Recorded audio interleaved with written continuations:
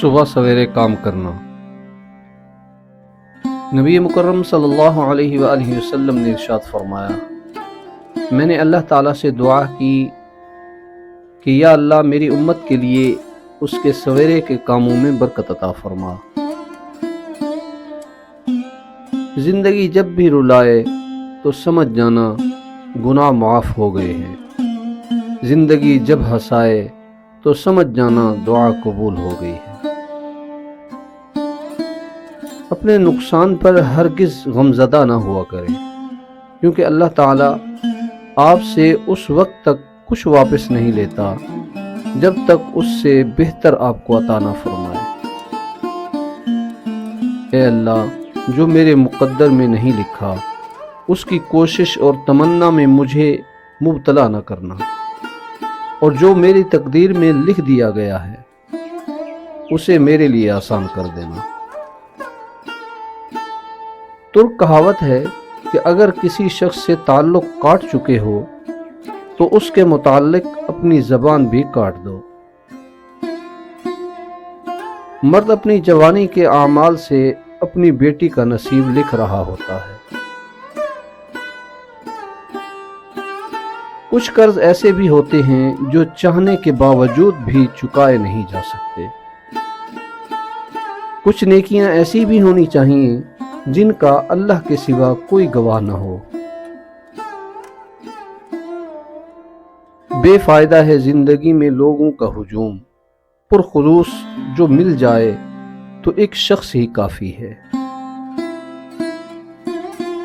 وقت جب فیصلہ کرتا ہے تو گواہوں کی ضرورت نہیں پڑتی۔ باتوں کی مٹھاس اندر کا بھید نہیں کھولتی۔ مور کو دیکھ کر کون کہہ سکتا ہے کہ یہ سانپ کھاتا ہے؟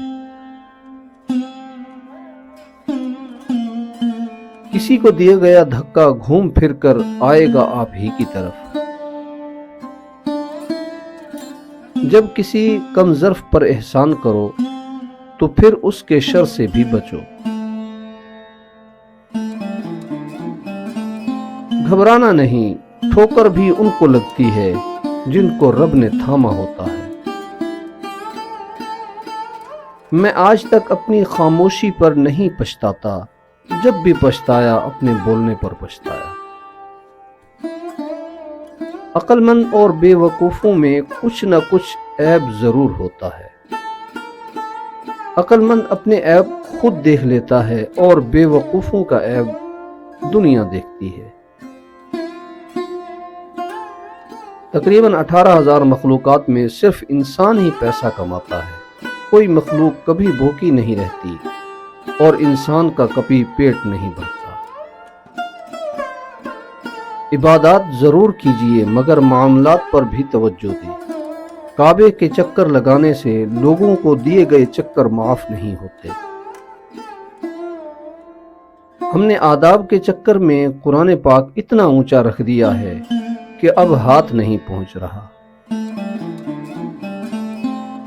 کوئی شے جب کم پڑتی ہے تب اس کی قیمت سمجھ آتی ہے۔